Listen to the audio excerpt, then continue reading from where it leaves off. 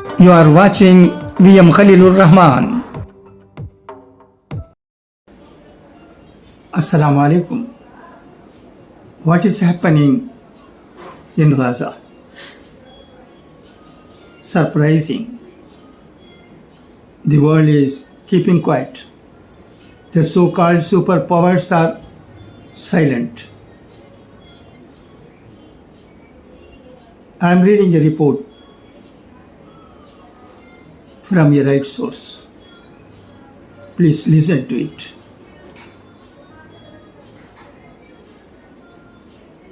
Michael Fakhri, UN Special Reporter on the right to food, who sounded the alarm in early 2024, says Israel is starving Gaza. It is genocide. The UN expert who first warned that Israel was orchestrating a campaign of deliberate mass starvation in Gaza more than 500 days ago, has said the governments and corporations cannot claim to be surprised at the horror now unfolding.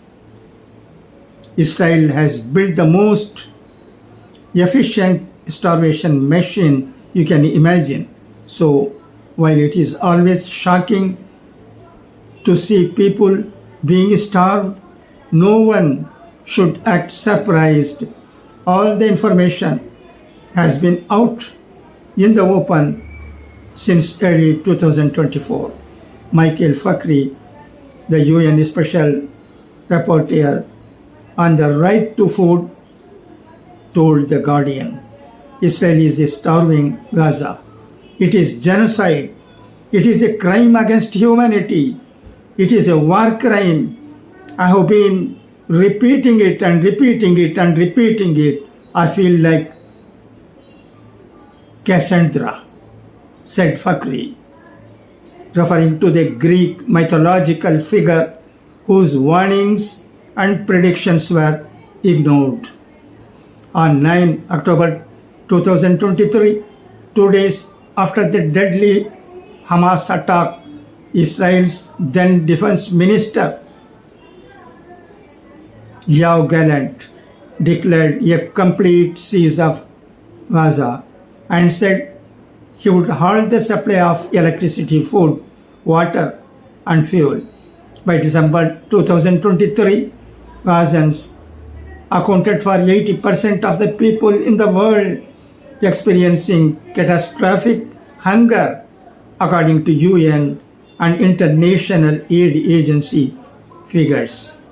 Now, widespread starvation, malnutrition, and disease are driving the sharp rise in hunger-related deaths across Gaza, with more than 20,000 children hospitalized for acute malnutrition between April and mid-July, according to the Integrated Food Security Phase Classification (IPC), a global initiative that provides real-time data on hunger and famine for the UN and aid groups. The worst-case scenario of famine is currently playing out across the Gaza Strip. The IPC warned in an alert earlier this week.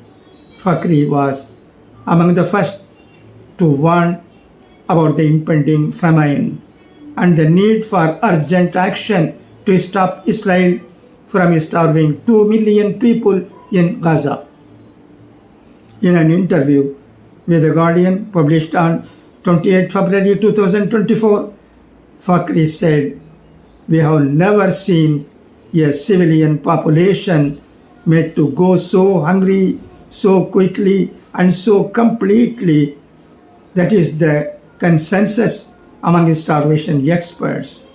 Internationally depriving people of food is clearly a war crime. Israel has announced its intention to destroy the Palestinian people in whole or in part, simply for being Palestinian. This is now a situation of genocide. The following month, the International Court of Justice recognized the risk of genocide in Gaza and drew attention to the spread of famine and starvation. The ICJ said that Israel must immediately take all necessary and effective measures in cooperation with the UN to ensure unfettered access to humanitarian aid, including food, water, shelter, fuel, and medicines. In May, the Israeli Prime Minister Benjamin Netanyahu and former Defense Minister Gallant became the first ever individuals to be formally accused by an international court of deliberate starvation, which is a war crime. In July 2024, a group of UN experts, including Fakhri, declared a famine after the first deaths from starvation were reported in Gaza. Fakhri also published a detailed report for the UN into Israel's decades-long control over food production and supplies for Palestinians, a stranglehold which meant 80% of people in Gaza were dependent on aid when Gallant announced the current siege in October 2023. Yet, there has been little or no action to stop Israel starving Palestinians, which it has achieved by systematically destroying local food production, greenhouses, orchards, farmland, and blocking aid in violation of international law. According to Fakhri, this is why famine has now taken hold in Gaza. Famine is always political, always predictable, and always preventable, but there is no verb to famine. We don't famine people, we starve them, and that inevitably leads to famine if no political action is taken to avoid it. But to frame the mass starvation as a consequence of the most recent blockade is a misunderstanding of how starvation works and what is going on in Gaza. People don't all of a sudden starve. Children don't wither away that quickly. This is because they have been deliberately weakened for so long. The state of Israel itself has used food as a weapon since its creation.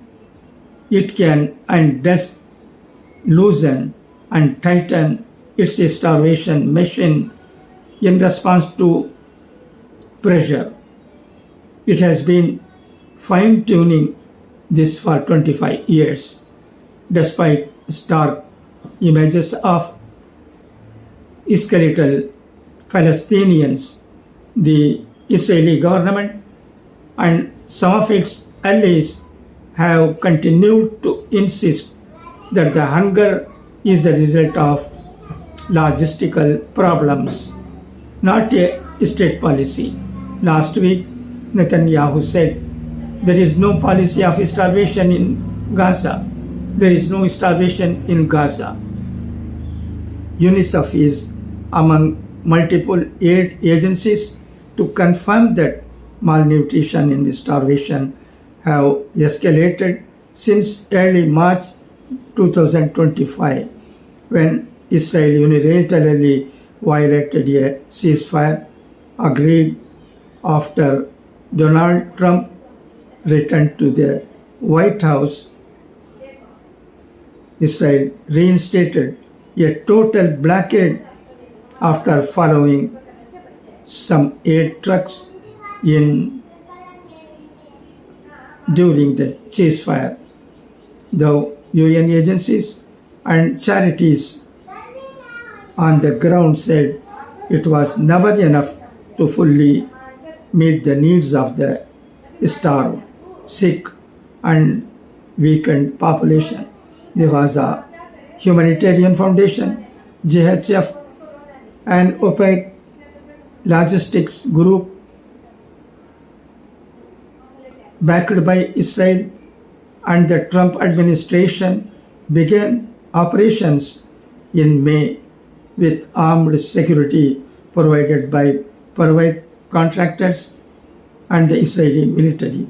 It was authorized to replace 400 UN distribution hubs with just 4 across Gaza in response to unproven claims that international aid was being diverted by Hamas.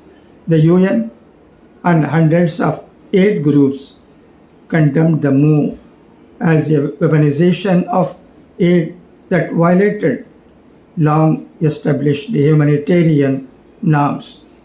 On 1st June, Israel soldiers killed 32 people at GHF sites, and since then, more than 1,300 starving Palestinians have been killed trying to access food.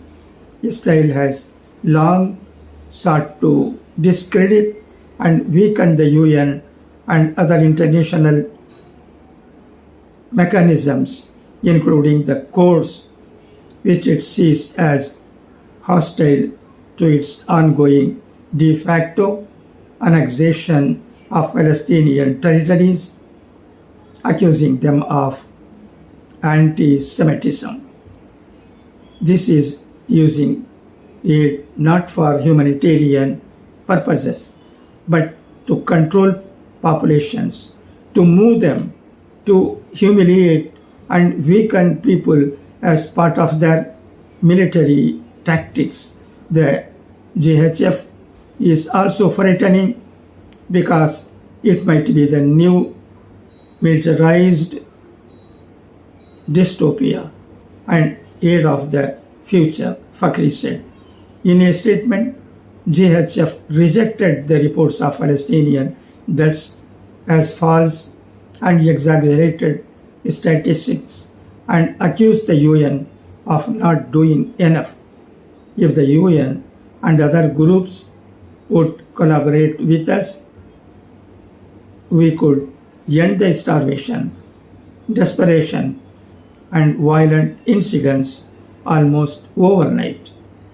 We could scale up, add more distribution sites, and ramp up direct to community delivery, which GHF is piloting now, a spokesperson said. The Israeli government did not respond to requests for comment. The deaths from starvation and aid hub massacres come on top of at least 60,000 Palestinians killed by Israeli bombs and tanks. Studies have concluded that the real death toll is almost certainly much higher, and Israel has continued to deny international researchers and journalists entry into Gaza. Fakhri and other UN experts have repeatedly urged member states and corporations to act to stop the bombs and famine by cutting financial and military aid and trade with Israel, as well as broad-based economic and political sanctions.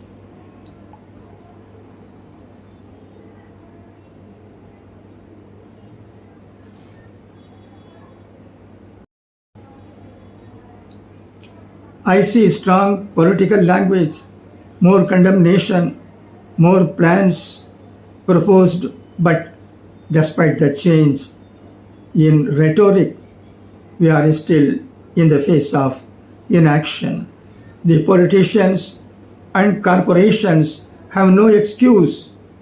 They are really shameful.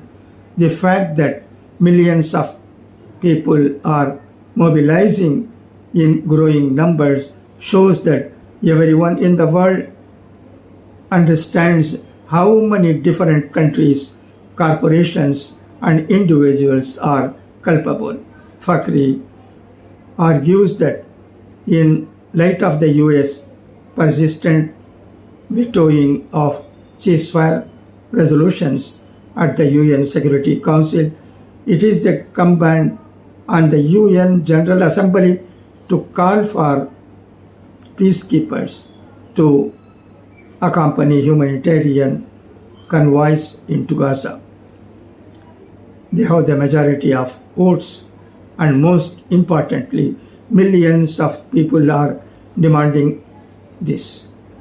Ordinary people are trying to break through an illegal blockade to deliver humanitarian aid, to implement international law.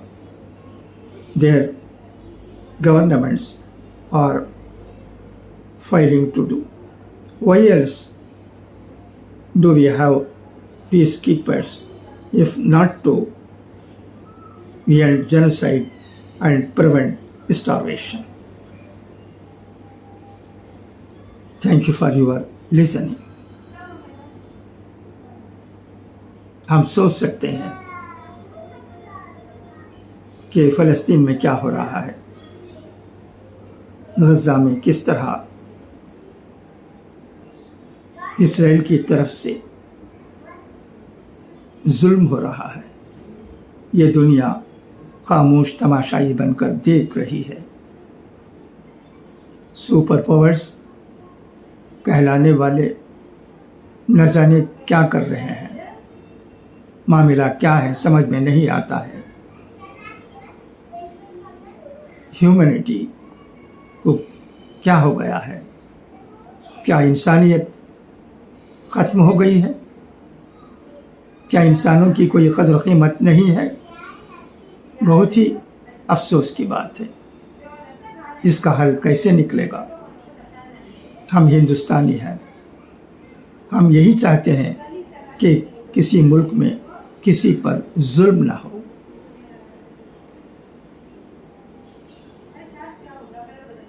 दुआ है कि अल्लाह तबारक व तआला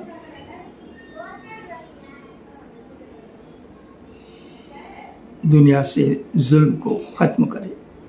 खुदा हाफिज़, फ़ी अमानिल्लाह। Thank you for your listening.